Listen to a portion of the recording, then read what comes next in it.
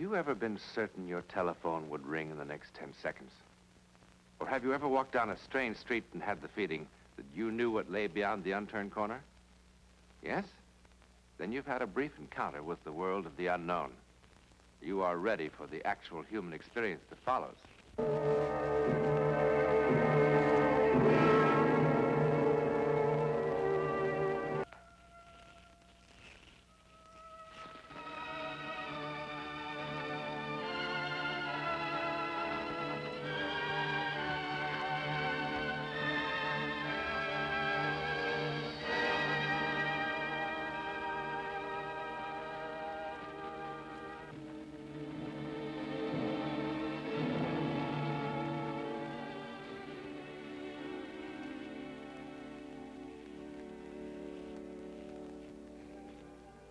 This is not merely a story of arson.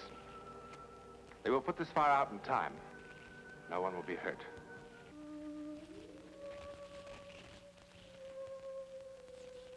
$11 exactly the same time as before, but many miles away.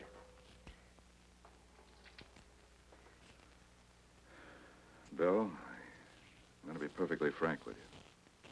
I don't know what causes these fevers. They seem to be malaria, the way they come and go. But they're not quite like it.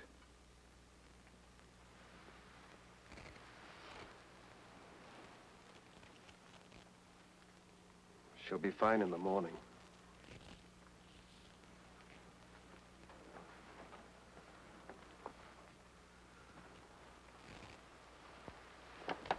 That's the way it's been. In the morning.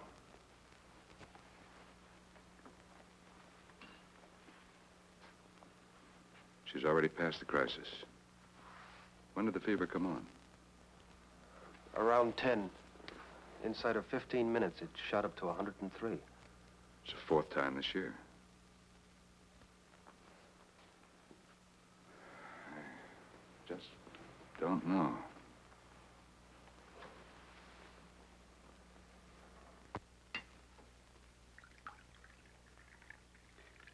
Oh, dear. Another fire. At Leeburg this time. Fortunately, all the kids got out. Building was pretty well destroyed, though. Why, that's the fourth one this year, and they all seem to happen in the same sort of place. The last one was at a girls' school, you remember? I'd be willing to bet the same firebug's responsible for all of them. Well, now, how could that be? The girls' school, well, it was just on the border of Canada, and Leeburg is, well, it's only 2 hours from New York City. Yeah, hide it someplace. It always upsets her to read about these fires.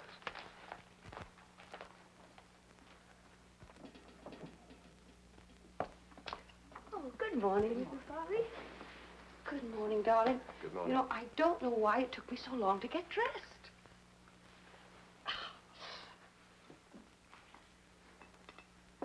Well, such long faces for such a lovely morning. Well, you look so well. I declare I don't see how you can. Now, Mrs. Hardy, I do not want to hear another word about last night.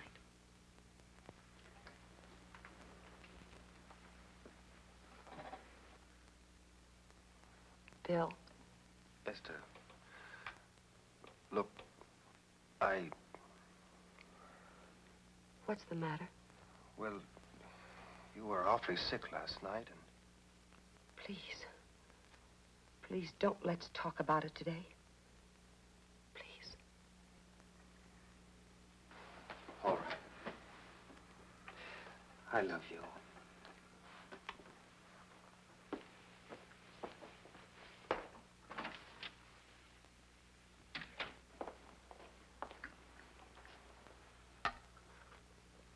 Oh, thank you.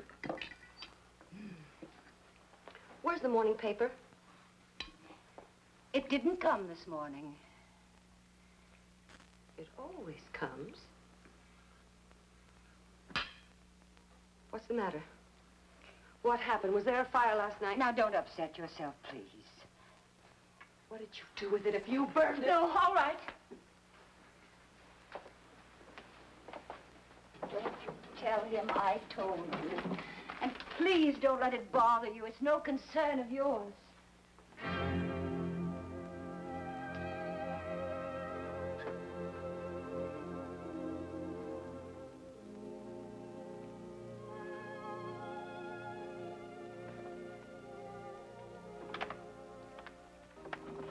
Hello, Mrs. Quinton. Hello, Chief Wilson. It's very good of you to be so prompt. You said you had to see me. Yes. Won't you come in, please? Thank you.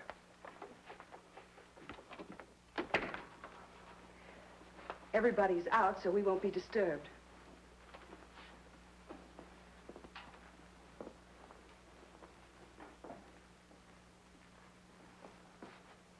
Won't you sit down? Thank you very much.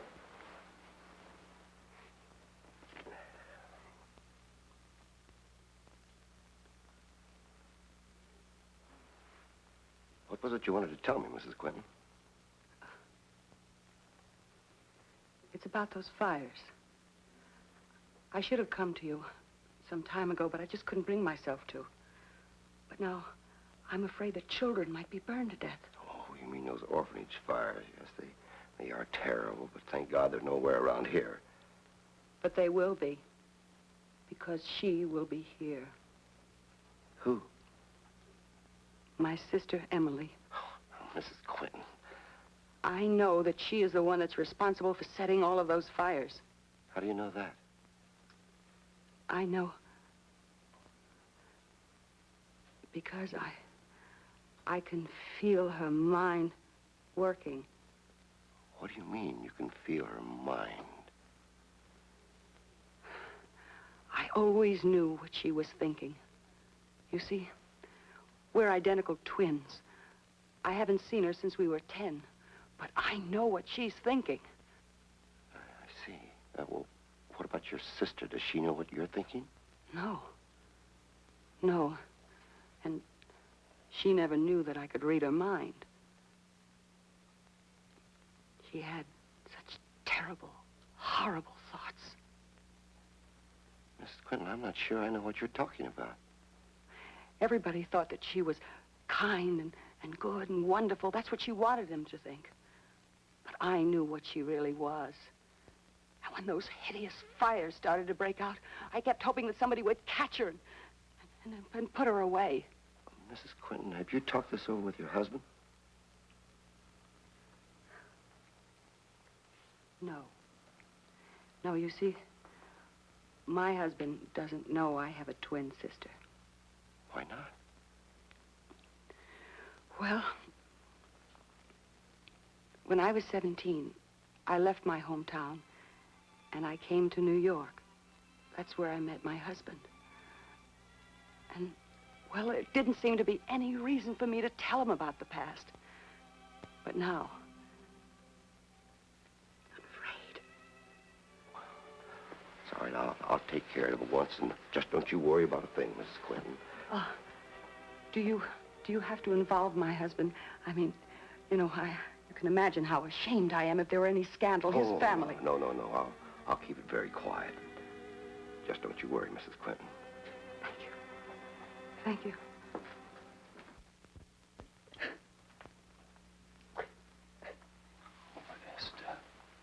Esther, please. I knew he'd go straight to you. I should have known he'd do it. But I can't help it if he doesn't believe me. Bill, you've got to do something. You've got to do something to stop her. You must, before it's too late, you must do something. I'm sorry. I am sorry. I should have told you a long time ago. I know it. I am sorry. But Esther, we don't even know where Emily is. But she was in Leeburg last night. That's where the fire was, wasn't it? Mrs. Quinton, please, listen for a moment. If it's true that you know what your sister is thinking... If it is true, I swear to you that it is true. and working on the theory that you have a sister named Emily... You don't believe that? Well, It's hard to believe. You've never mentioned her before.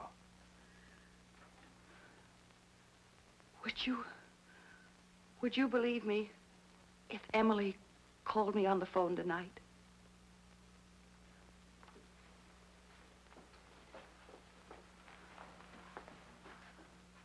I can will her to call me. What? I can will her to call me.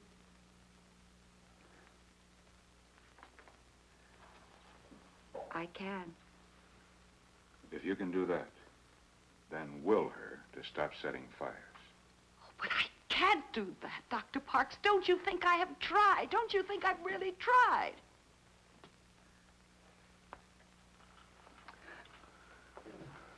Bill,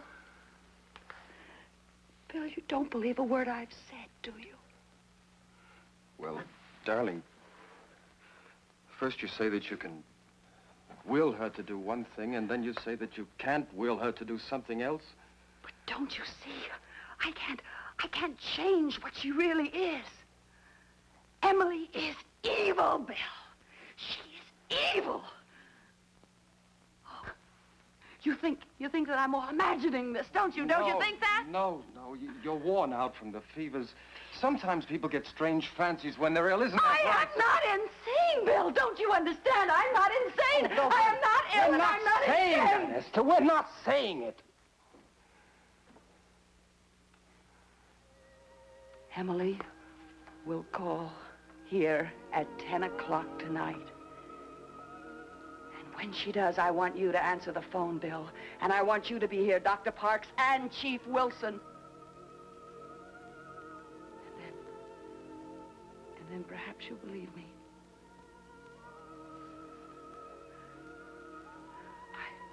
I hope it won't be too late.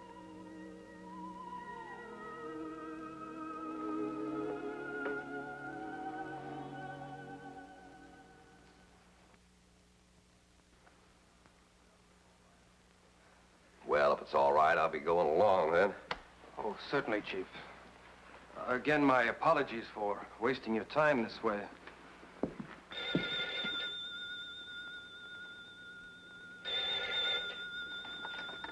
Hello?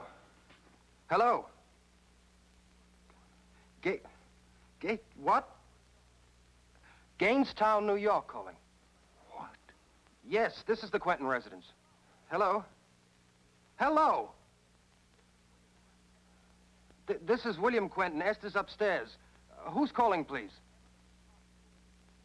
Emily Harkness. Can you wait a second, please? I'll get Esther. Hello?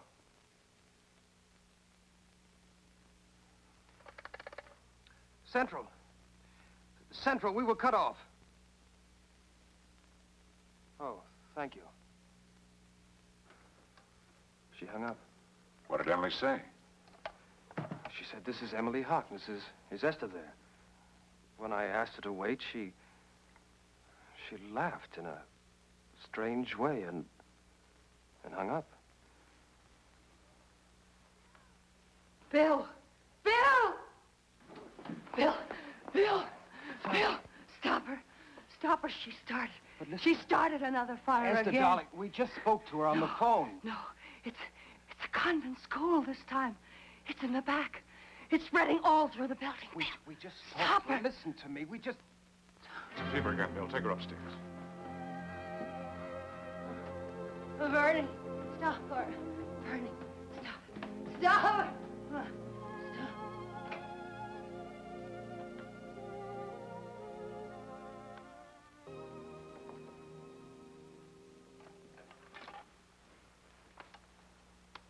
Hello, Central.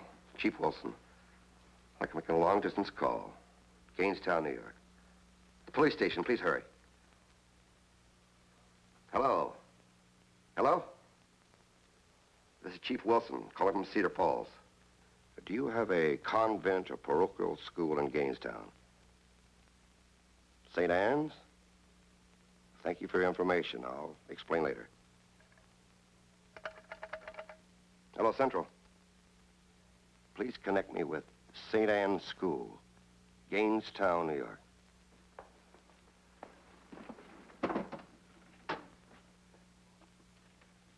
St. Anne's School? Yes, this is Sister Agatha speaking. Cedar Falls? Police chief? No, I wasn't asleep. What can I do for you, sir? Have you had a fire there this evening? A fire? Certainly not. Wait just a minute.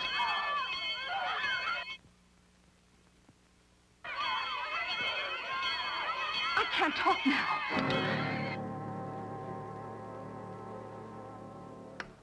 What happened? There is a fire. I heard the people yelling. I heard the bells. I'm going to get action on this right now.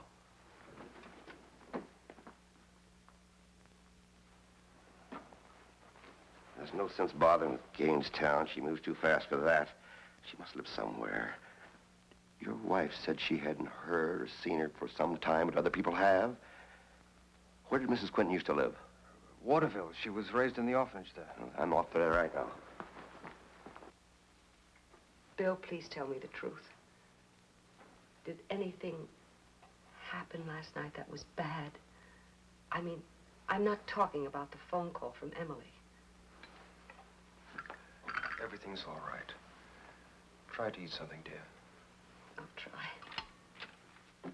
Mr. Quentin, Chief Wilson. Oh, yes. Esther.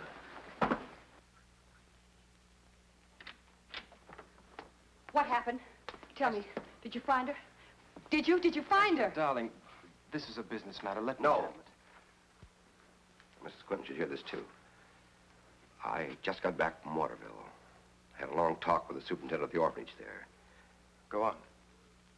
Mrs. Quinton did have a twin sister, Emily, all right. They shared a room together when they were kids. When they were 10 years old, there was a fire in that room. Emily died in that fire. She didn't. I tell you, she didn't. She didn't die. She didn't. I'm telling you that she didn't. No, she didn't. She didn't. No. Bill, listen. Now, you talked with Emily on the phone. And Dr. Parks, you heard him. And so did Chief Wilson. Now, you can't deny that, either of you. Can you? You can't. You just can't deny that you heard them. And wouldn't I have known if my very own sister were burned to death in a fire?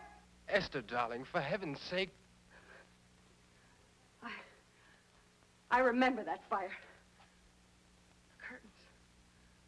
The curtains, they were ablaze. And they caught fire to a dress. And she was burned, but she didn't die. I tell you that she didn't die. Mrs. I Quinton, tell you, you must she didn't control die. yourself. Oh, she's getting stronger. She's getting stronger. Please, you've got to stop her. Stop her, please, Bill. And will her to come here. Oh, Bill, do you believe me? Yes, darling, yes. You do. You believe Will her to come here. Yes. Bill, what are you doing? You're losing your mind? She did call, Doctor. Somebody called. Somebody called at 10 o'clock, just as Esther said. And that somebody said she was Emily Harkness.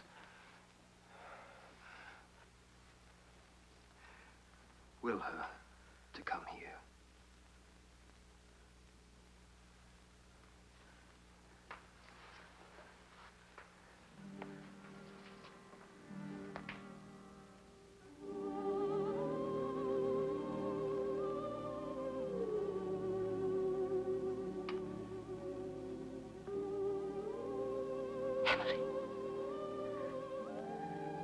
Emily, take the train tonight. Emily, the train. I'm sorry I kept you waiting. How's Mrs. Quinton? She'll be all right. Once we find Emily and put her away. But I told you that I don't Emily... care what you told me. Emily Harkness did call here last night, and there was a fire in Gainestown. The superintendent in Waterville must have made a mistake in the records. It wasn't a matter of just checking the records. The man was there at the time. He remembers the girls well. He remembers what happened. So does my wife. She said that her sister did not die in the fire, and I believe her. I didn't just check with the superintendent. I checked with 3 other people who were there at the time.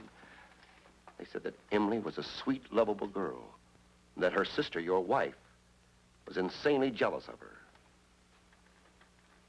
They didn't say that Mrs. Quentin started the fire. It may have been an accident.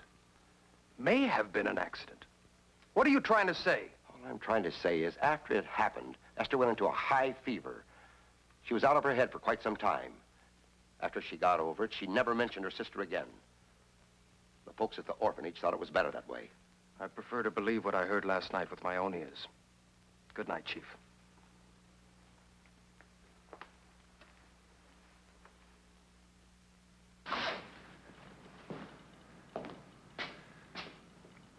I wish we hadn't left Esther alone.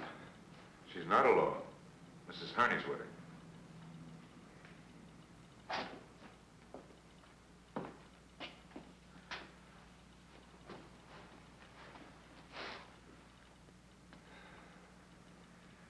It's warm in here. There it is.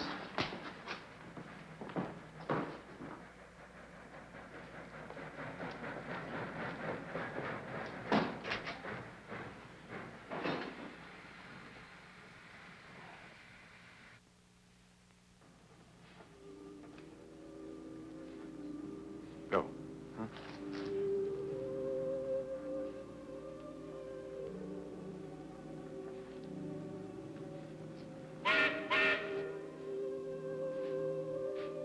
Emily? Emily?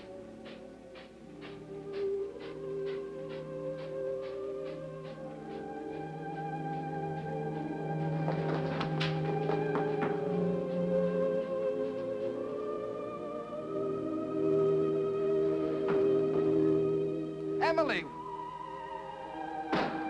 Wait!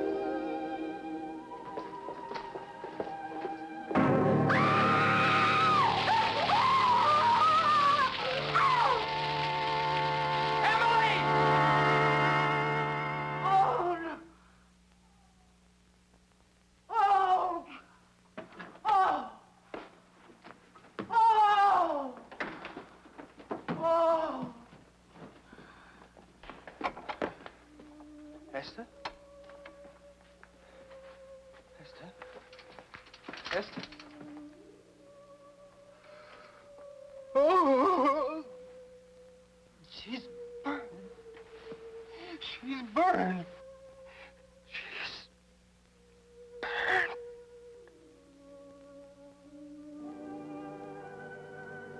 The phenomenon of bilocation, the power which enables a person to be in 2 places at once, has been reported many times. In a sense, the one entity becomes 2. The second is sometimes called the etheric double. In this instance, Esther Quentin may have been subconsciously aware of the truth, that the evil Emily was actually her other self, and so deliberately consigned both entities to the flames.